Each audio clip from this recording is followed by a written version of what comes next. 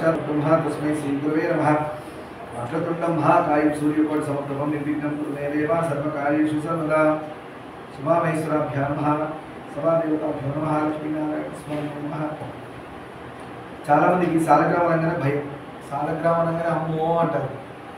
అన్నిటికంటే శ్రేష్టమైన పూజ సాలగ్రామ పూజ. అంటే భగవంతుడికి ఒక రూపం లేకుండా రూప అరూపి అంటారు. ఆ రూపాన్ని రూపము అరూపి అంటారు. అంటే ఏ రూపం అంటే చెప్పలేము. రూపమా అంటే రూపమే, కానీ ఏ రూపం అంటే చెప్పలేము. ఏ రూపంలో సాలగ్రామం తెలియదు మనకి, అది ఏ రూపంగా చెప్పలేము. రూప అరూపి అంటారు. అది మోస్ట్ పవర్ఫుల్. సాలగ్రామ పూజ చేయడం అనేది చేతితో అసలు ముట్టుకోవడమే ఎన్నో జన్మల పుణ్యం ఉంటే ఆ విష్ణుమూర్తి, ఆ సాలగ్రామ విష్ణువు మన చేతిలో దొరుకుతాడు. ఆ ముట్టుకోవడమే ఎంతో అదృష్టం ఉండి ముట్టుకుంటే ఏమవుతుందయ్యా విష్ణు పదవిని పొందుతాడు. విష్ణువు తాకితే ఏమవుతాడు? విష్ణు అవుతాడు. తెలుసో తెలియక మ్యాగ్నెటిక్ టచ్ చేస్తే వస్తుంది ఆ పవర్, మనకు కూడా ఆ మ్యాగ్నెటిక్ ప్రాపర్టీ మనకు కూడా వస్తుంది. అలాంటి సాలగ్రామాల గురించి ఎంతో మందికి ఎన్నో భయాలు ఉన్నాయి. ఆ భయాలు పోగొట్టడం కోసం నేను గురుగారు ఎంతోమంది అలానే సమితిని చూడ ఎన్నో ప్రయత్నాలు చేస్తున్నాం. ఈ గుళ్ళల్లోంచి ఎన్నో సాలగ్రామాలు అలా ఇలా ఎక్కడో అక్కడ వదిలేస్తున్నారు, అన్నీ తెస్తున్నాం.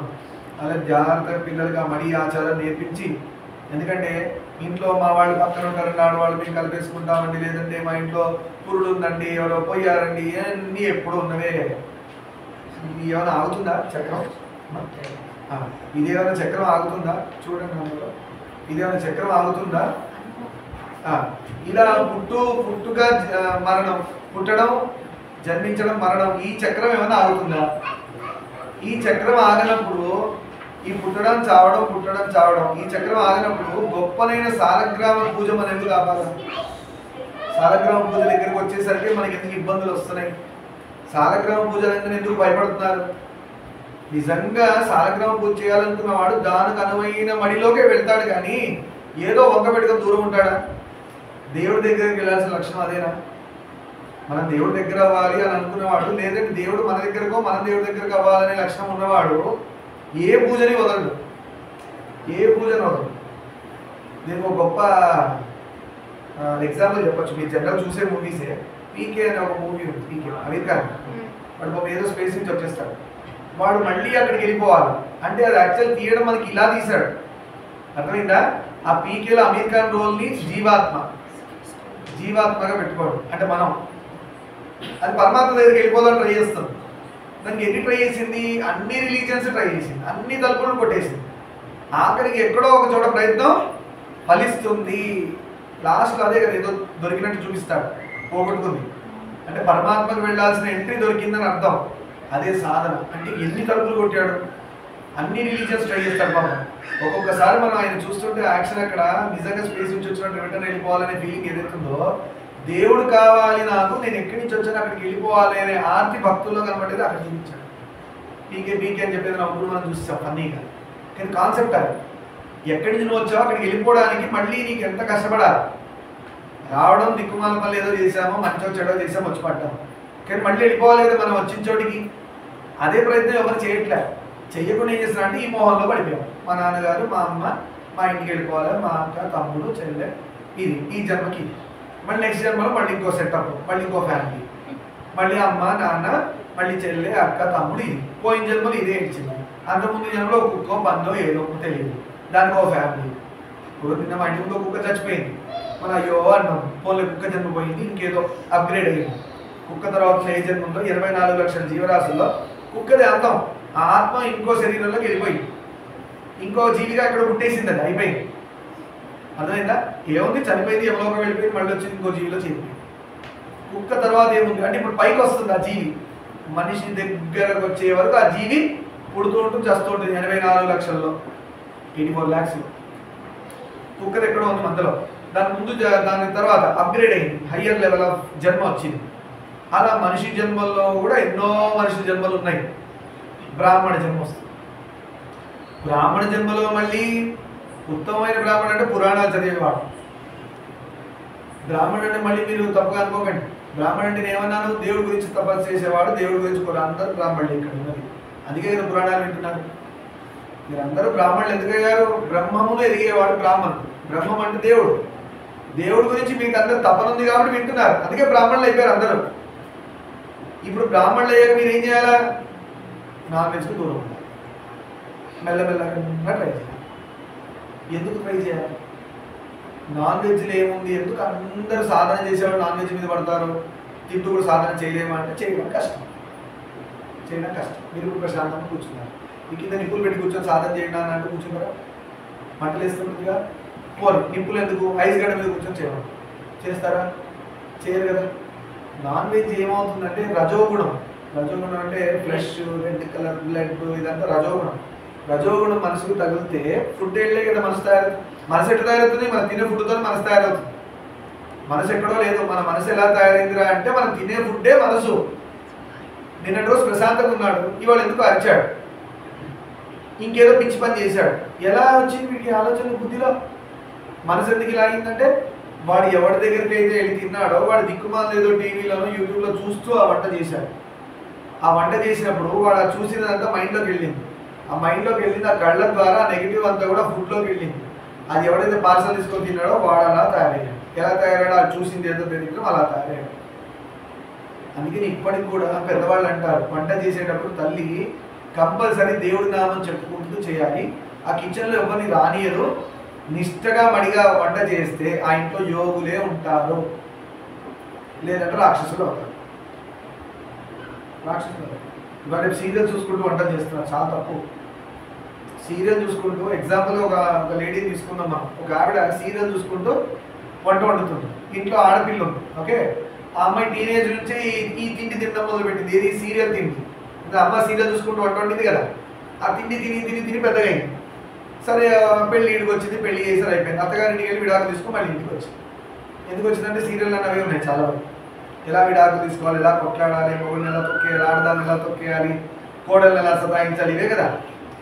ఎలా ఎలా ఎలా ఎలా మేనేజ్ చేసుకోవాలి ఎక్కువ మంది ఉన్నప్పుడు, నాన్సెన్స్ కదా, ఇవే ఉన్నాయి సీరియల్లో. ఎక్కడైనా చూడండి ఒక మనిషి పెడతాడు, ఇద్దరు ఆడవాళ్ళు పెడతాడు, పక్కన ఎందుకు అర్థం కాదు. ఇదే నేర్పించేది. ఎవరంటే మంచిని బోధిస్తున్న వాళ్ళు మంచిని బోధించే కానీ మంచి చెప్పరాదు.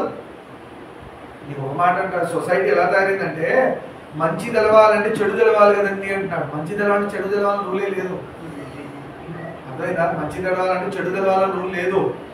ఎగ్జాంపుల్ రాముడి గురించి తెలవాలంటే రావణాసురుడి గురించి చదువుతారా? రాముడి గురించి తెలవాలన్నవాడు రావణాసురుడి గురించి చదివితే రాముడి గురించి తెలుస్తుందా? రాముడి గురించి చదివితే చాలు. ఇలా తయారైంది సొసైటీ.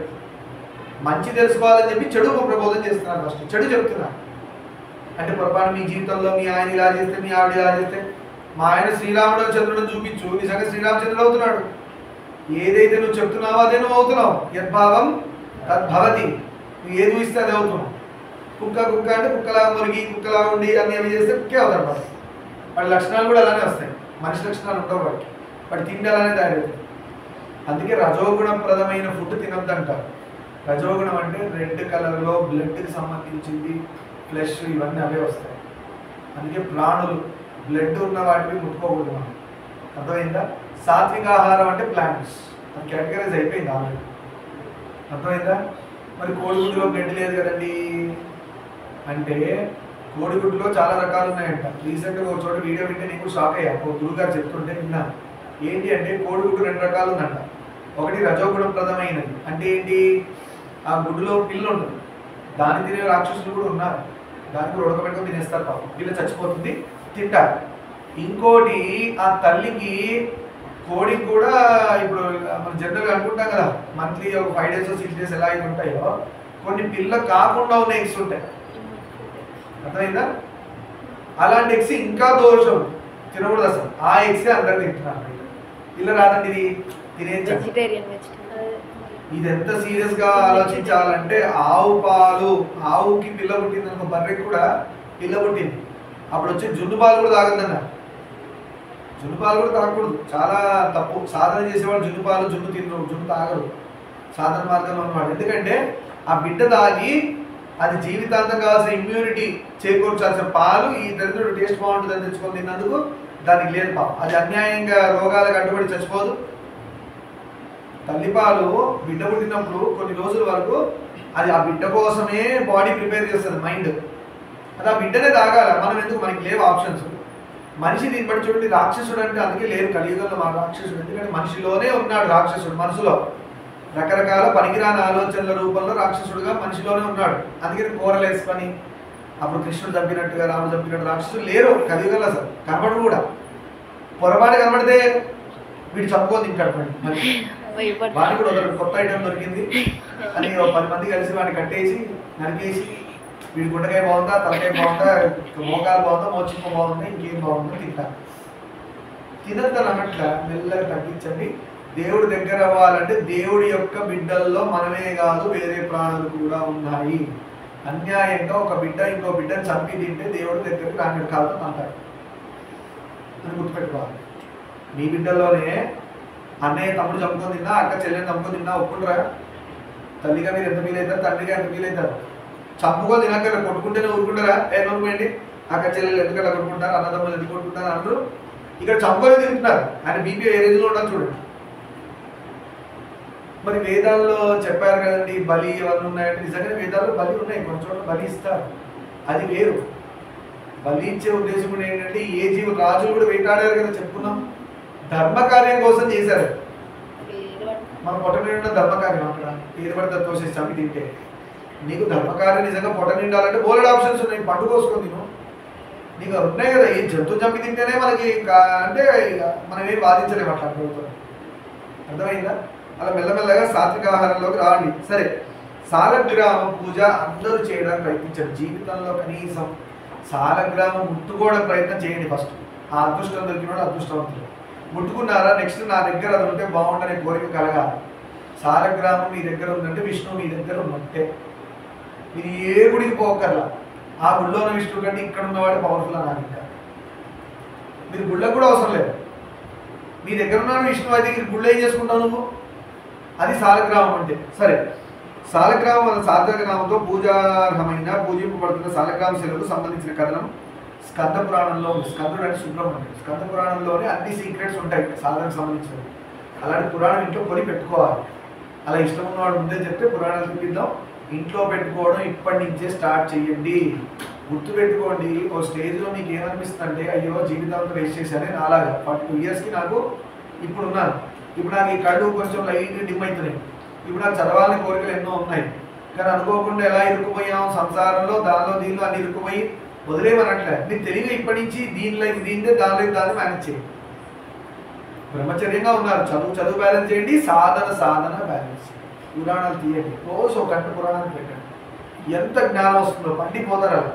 దానివల్ల మీ ఈ పర్సనల్ లైఫ్ కూడా బాగా ఉంటుంది. పురాణాలు చదివితే వారు పాడవరు. పురాణాలు చదివితే వాడి భార్యను ఎలా చూడాలి, నాన్నని ఎలా చూడాలి, తల్లిని ఎలా చూడాలి, బిడ్డను ఎలా చూడాలి అనే మంచి నాలెడ్జ్ వస్తుంది. కాబట్టి వాడు ఇంకా సూపర్గా లీడ్ చేస్తాడు. ఈ లైఫ్ మనం చూసే లైఫ్. దానాలు చేస్తాడు, ధర్మాలు చేస్తాడు, అందరితో ఫ్రెండ్షిప్పే ఉంటుంది, గొప్ప పేరు వస్తుంది. నాలెడ్జ్ లేని వాడు ఏం చేస్తాడు? అడ్డదిడ్డగా తయారయ్యాడు, పేరు ఉండదు, సొసైటీతో దెబ్బతింటాడు, అడ్డదిడ్డగా తయారై ఉంటాడు. నాలెడ్జ్ లేకపోతే అదే అవుతుంది కదా, గొప్ప లేకుండా అవుతాయి అలాగే. సరే, ఈ సాలగ్రామ మూర్తులు నేపాల్ దేశంలో ప్రవహిస్తున్న గండకీ నదిలో మాత్రమే లభ్యమవుతున్నట్లు చరిత్రకారులు చెప్పారు. నేపాల్ దగ్గర గండకీ నది ఉంది, అక్కడ మాత్రమే ఈ సాలగ్రామాలు దొరుకుతాయి. విష్ణు సాలగ్రామాలు ఏమవుతున్నాయో ఆ సాలగ్రామాలు ఆ గండకీ నదిలో దొరుకుతాయి. ఎందుకు అక్కడ చూద్దాం. 2 పర్వతాల మధ్య గల పల్లపు ప్రాంతాన్ని గండక్ అంటారంట.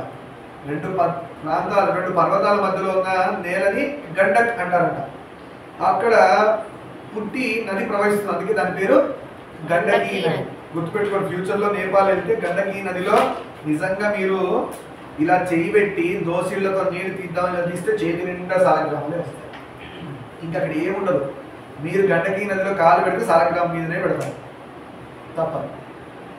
శివ మహాదేవ గోవింద అనుకుని పెట్టాల్సిందే. గండకీ నదిలో వెళ్ళి నీళ్ళు ఎంత ట్రాన్స్ఫర్ ఉంటాయంటే లోపల సాలగ్రామాలు మీకు కనబడుతుంటాయి, రకరకాల సాలగ్రామాలు. అసలు మీకు చెప్తుంటే నాకే వెళ్ళాలనిపిస్తుంది, చూడాలి, చెప్పలేను. ఎప్పుడో దేవుడు ఛాన్స్ ఇస్తాడు. అలా నీళ్ళలోంచి ఇలా దోసిళ్లతో ఇలా ఎత్తితే చేతి నిండా సాలగ్రామాలు హాయి కాలు చేసుకొని. కానీ దానికి నిష్ట, బడి, నైవేద్యాలు ఇవి జాగ్రత్త తెచ్చుకోవడం బాగా తెచ్చుకుంటాం. సాలగ్రామాలకి మీరు ఎంత బాగా పట్టించుకుంటే అంత గొప్పవాళ్ళు అవుతాను. దాన్ని సరిగ్గా పట్టించుకోకుండా అంత కిందకి వెళ్ళిపోతారు. ఈ భయానికి సగం మంది సాలగ్రామాల జోలికి వెళ్ళరు. ఓకేనా? ఆకలి వేసింది, అన్నం తింటే కడుపు నిండుతుంది అన్నాం. ఓకేనా? పొరపాటున ఎక్కువైతే కడుపు నొప్పి వస్తుంటే అన్నం తింటే మానేస్తారా? తింటున్నావు కదా వస్తే చూసుకున్నావు అలానే సాలగ్రామాలు అనుకోవాలి. అయ్యో పొరపాటు చేయకపోతే పడిపోతామంట కదా అంటే అయ్యో పొరపాటున అన్నం తింటే కడుపు కూడా వస్తున్నాడు కదా అని అన్నం తింటే మానేస్తున్నారా? మరి ఎందుకు ఇక్కడ మాత్రం ఇలా ఉందో మిగతా అన్నింటిలో మాత్రం రిస్క్ తీసుకుంటున్నారు గొప్పగా చస్తే చచ్చాలే. నిద్రపోకూడదు అసలు నిజంగా చెప్పాలంటే. నిద్రపోతే మన ఊపిరి మనం తీసుకోవట్లేదు, ఎవరో తీస్తున్నారు. నిద్రపోయాక మనకు తెలుస్తుందా? అది లెక్క పెట్టుకుంటూ తీస్తున్నాం. నిద్రపోయినప్పుడు ఊపిరి మనకి ఏమీ తెలియదు. బల్లి పోయిందా, దోమ పోయిందా నోట్లో, లేదా మీద నుంచి బల్లి పోయిందా తెలియదు, ఏమైందో తెలియదు. పొద్దున దేవుడు మన మీద దయ ఉంచి లేపుతాడు కాబట్టి నిద్ర లేస్తున్నాం ఏదో సౌండ్ రూపేణ. రాత్రి ఊపిరి మీరు తీస్తున్నారా? మరి ఆ భయంతో పడుకోవద్దు మీరు. అమ్మో పడుకుంటే ఊపిరి ఆగిపోతే చచ్చిపోతే మరి అక్కడ రెస్ట్ తీసుకుంటారే హాయి పడుకుంటాం ఎక్కడ పడితే అక్కడ. మన ఊపిరి మన కంట్రోల్ లేకుండా ఉంటే చచ్చిపోతామని తెలిసి ఇప్పుడు ఆలోచించాడు దేవుడు ఉన్నాడు లేదా. ఆ ఒక ఎగ్జాంపుల్ చాలు. అంతా నేనే అనేవాడికి నీ మొహం రాత్రి పడుకుంటే నీ ఊపిరి తీసుకోరా, అంతా నువ్వెక్కడున్నావురా, వాడున్నాడు ఆత్మ ఉంది లోపలగా. ఆ ఆత్మగా ఉన్నవాడు నీ ఊపిరి జాగ్రత్తగా తీయించి వదులుతున్నాడు. పొరపాటున మీరు చచ్చిపోతాడా తీయకపోతే. నిద్రపోయినప్పుడు మన మీద కంట్రోల్ ఎవరికి ఉంది అంటే ఆత్మకు ఉంది. మేలుకున్నప్పుడు లేదా అంటే ఉంది, కానీ దాన్ని ఎవరు డామినేట్ చేస్తున్నారు? మనసు డామినేట్ చేస్తుంది. మేలుకున్నప్పుడు కూడా ఆత్మ ఉంది, ఉంటేనే అలా తిప్పగలుగుతున్నాడు. ఓకేనా? ఒక ఐడియా ఇస్తుంది మనసు. ఆ శక్తి ఎక్కడి నుంచి వస్తుంది మీకు? ఆత్మశక్తి అది. సరే, గండకంటారు అక్కడే పుట్టిన ప్రవేశిస్తున్నది గండకీ నది. సాలగ్రామం పుట్టు పూర్వోత్తరాలు. అసలు సాలగ్రామం ఎలా పుట్టింది ఇది తెలవాలి మనకు కదా. విష్ణు సాలగ్రామం అంటారు, నల్లగా ఉంటుంది. అసలు ఎలా వచ్చింది ఇది? వేరే రాళ్ళకి ఇవి లేవు, ఈ సాలగ్రామానికి మాత్రం ఎందుకు ఇంత మహిమ చూద్దాం. విదేహ రాజ్యానికి చెందిన, విదేహ రాజ్యం ఎవరో? జనక మహారాజు. మన అదృష్టానికి మ్యాచ్ అయింది రెండిది. ప్రియంవద అనే ఒక కన్య ఉంది, ఆవిడ పేరు ప్రియంవద. జనక మహారాజు రాజ్యానికి సంబంధించిన ఆవిడ, విదేహ రాజ్యానికి చెందిన ఆవిడ కన్య పేరు ప్రియంవద. గుర్తుపెట్టుకోండి. స్థితికారకుడైన శ్రీ మహావిష్ణువు గురించి కఠోరమైన తపస్సు చేసింది. మహావిష్ణువు గురించి గొప్పనైన తపస్సు చేసింది. ఎందుకు చేసింది? ఆమె తపోనిష్టకు సంతుష్టుడైన శ్రీహరి మానవ మాతృడిగా ఆ కన్య ఎదుట ప్రత్యక్షం అయ్యాడు. ఆ ప్రియవద ఎదురుగా విష్ణువు సాక్షాత్కారం అయ్యాడు. అమ్మ నా గురించి ఇంత తపస్సు చేసావు, నీ కోరిక ఏంటి అడిగింది. ఆ సందర్భంలో సాక్షాత్తు ఆ వైకుంఠవాసుడే తనకు తనయుడిగా జన్మించాలని వరకు కోరిందని, నువ్వు నాకు కొడుకుగా పుట్టు ఇది అడిగింది. కృష్ణుడు కూడా కొడుకు కావాలని అడిగారు. యశోద అడిగింది, దేవకి వసుదేవుడు అడిగారు. అందుకే వచ్చాడు భగవానుడు కృష్ణుడు కొడుగ్గా. అలా విష్ణువుని మళ్ళీ కొడుగ్గా కావాలని అడిగిన వాళ్ళలో ఇంకెవరు ఉన్నారు? అందరూ కృష్ణుడు అంటే లవరనే కాదు, కొడుగ్గా కావాలనుకున్న వాళ్ళు కూడా ఉన్నారు. ప్రియవద అలా అడిగింది, నువ్వు నా బిడ్డగా పుట్టు అని అడిగిందంట.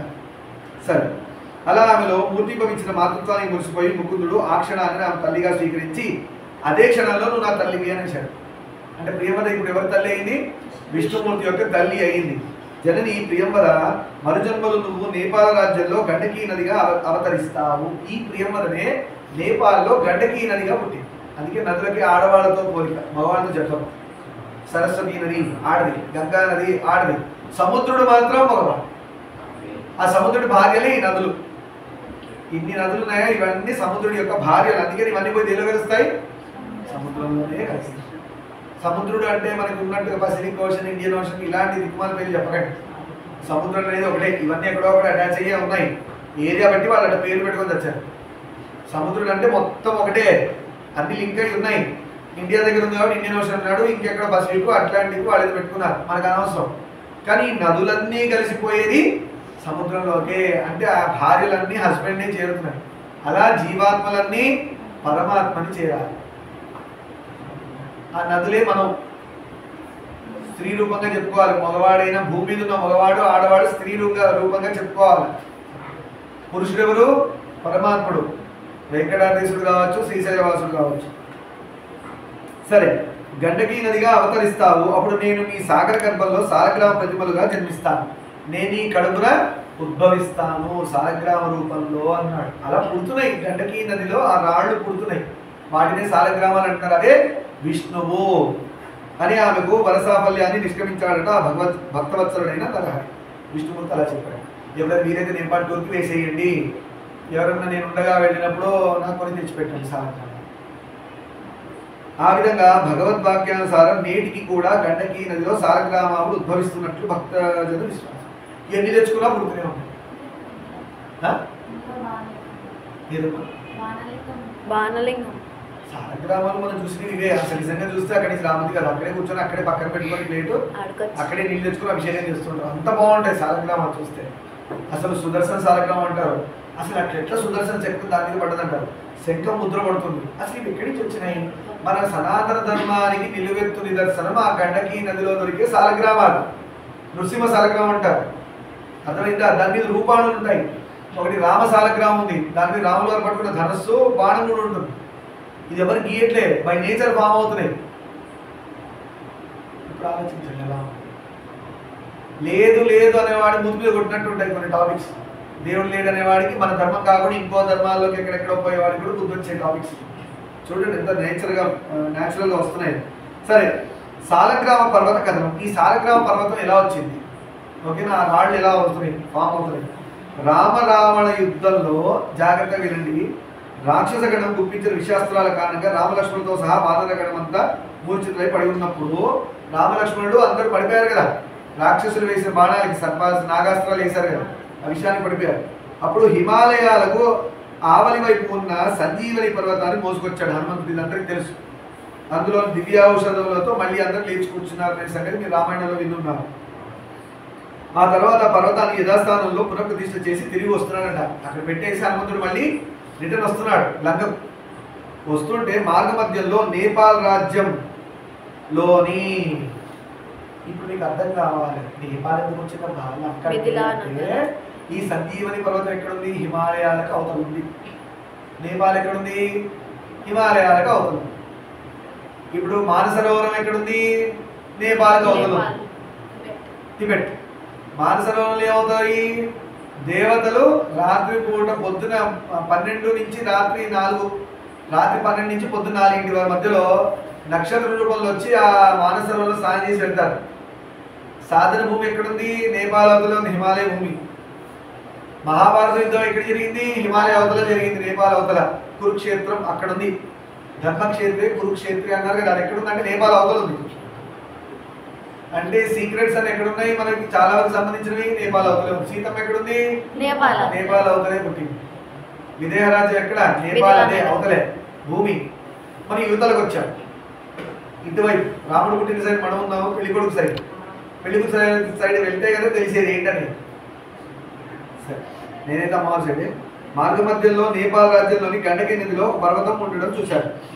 ఒక పర్వతం కనబడిందంట ఆ గండకి నదిలో, గొప్ప పర్వతం. మారుతి చూశాడు. చూసి ఇదేదో బాగుంది అనుకున్నాడు.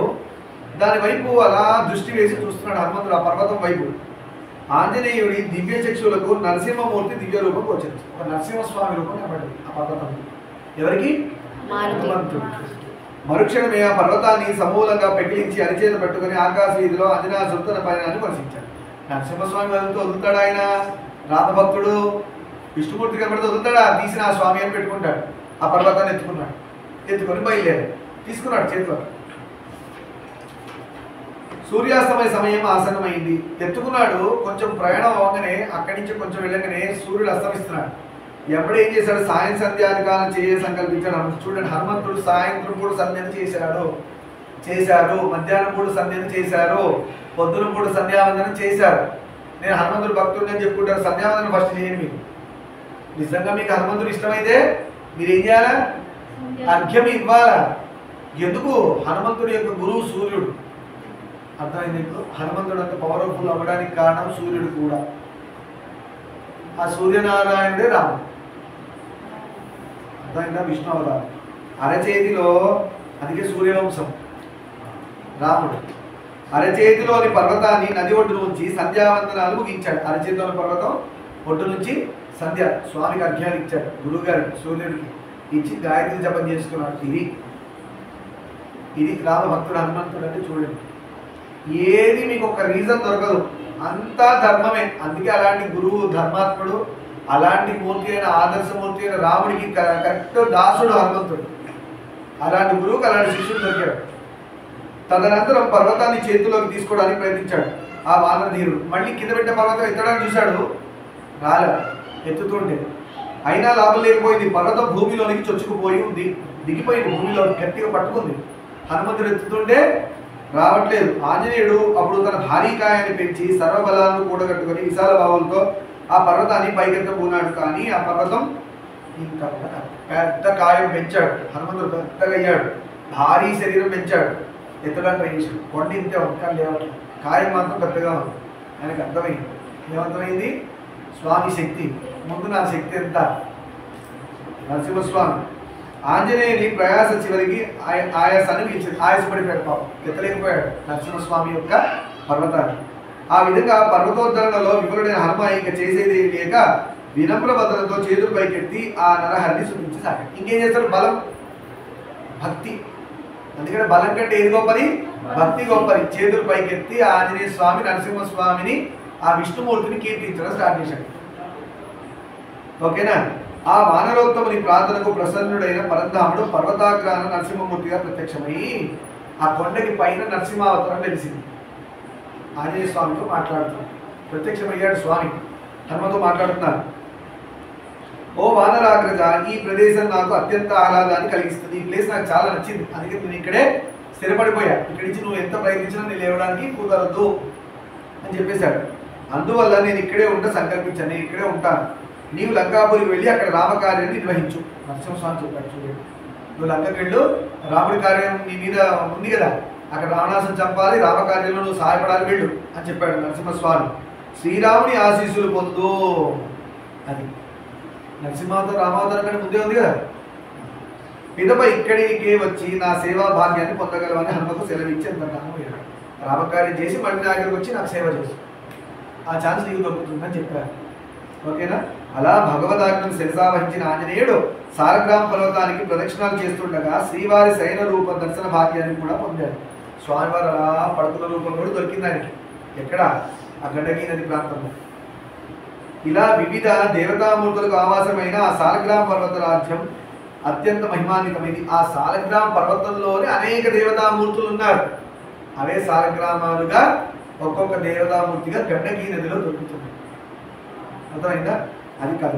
సరే, ఇక్కడికి ఇలా చెప్పుకొని రేపటి రోజున సాలగ్రామాన్ని ఎలా గుర్తించాలి, వాటికి ఏంటి, వాటికి ఉన్న పూజా ఫలములు ఏంటి, అలాంటి కొన్ని ఇంపార్టెంట్ సాలగ్రామ విశేషాలు, అలానే రుద్రాక్షలు వేసుకోవడానికి నియమాలేంటి, ఎవరు వేసుకోవచ్చు, ఎలా పూజ చేయాలి, వాటి ఇంపార్టెన్స్ కూడా తొందరగా తెలుసుకుందామని చెప్పుకుంటూ ఈరోజు పురాణికని చూద్దాం. సర్వం శ్రీ మహామహేశ్వర పాదాలు లోకాన్ని సంస్థాంచుకున్న శాంతి.